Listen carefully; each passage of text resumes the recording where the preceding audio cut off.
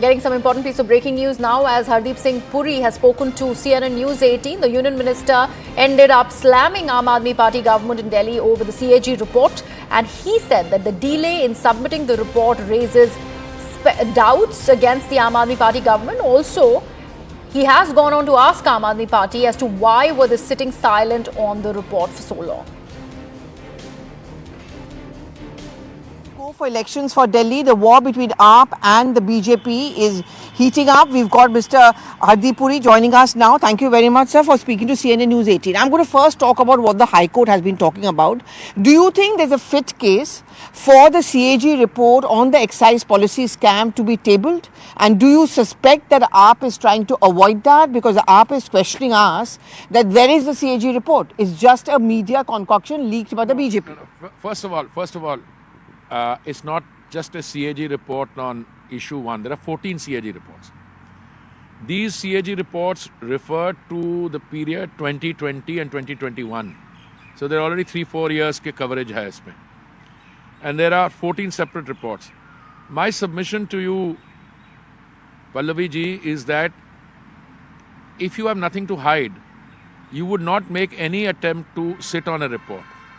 The normal and prescribed course of action, I'm choosing my words very carefully, normal and prescribed course of action is that when you receive a report like this, you should send it to the Speaker of the Assembly and you should share it with the Lieutenant Governor and schedule an earliest opportunity for a hearing.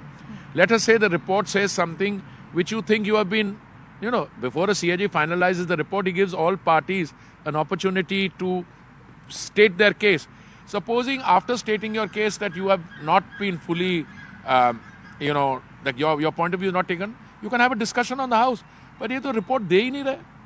The very fact that they are sitting on a report indicates, now this is my language, that they have a lot to hide and to be worried about. This morning, the learned judge in the Delhi High Court says that the manner in which you have dealt with it casts doubts on your bona fides. Now, what he said is very important. I want to read it out to you. The judge said, the way you have dragged your feet raises doubts about your bona fides. You should have promptly forwarded the report to the Speaker and initiated a discussion in the House. The delay in sending the reports to the LG and your handling of the matter raises doubts about your bona fides. Now, raising doubts about bona fides is the polite language of a learned judge. They're a very senior, High Court mein a judge, a very senior position. I would put it differently. I think you guys have been caught. Now, what is the way out? You can't lie your way through this. They had, in 2015 and 20, they had issued detailed manifestos, which are on record. Let me just show them to your camera. 2015, 2020. There are a number of guarantees. Yesterday, during the course of a press conference, I picked up the 10 guarantees that they had issued. Okay? What have they done? Building of schools, building of hospitals, zilch. Instead of building of schools and counting the numbers, they are now counting the number of classrooms. And then there is a Vigilance Commission report which says instead of doing what they have to, if they build a toilet, they will count that as a classroom. Now, what have they done in the case of the Jhuggi Jhopdi colonies? What has the central government done? They've had a Pradhan Mantri Awas Yojana. They provided 4 crore Awas to urban and rural beneficiaries. Now we promised a 3 crore more. The Pradhan Mantri Awas Yojana has 4 verticals. One of the verticals, Pallavi ji, is ISSR. In situ slum rehabilitation. That is, wherever the people are living in an informal settlement. I don't use the word slum anymore because that's not used.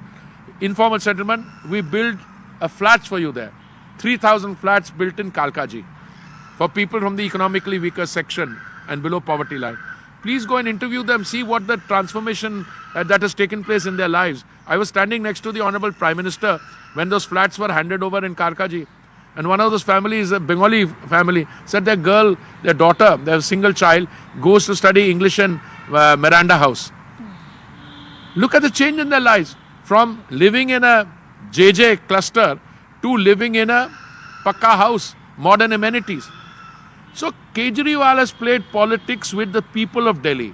Now he's being caught red-handed. Neither built hospitals, nor built schools, nor built toilets. Now every Jhuggi Jhopdi colony has to have this thing. You know, you're supposed to have a number of toilets, then you have to get proper house. I want to draw your attention to one particular... I'll ask you a little bit about the Jhuggi Jhopdi. One quick question I want to have on what is now being called the Shish Mahal. They have thrown an open challenge to the BJP ki please come inside, have a look at it.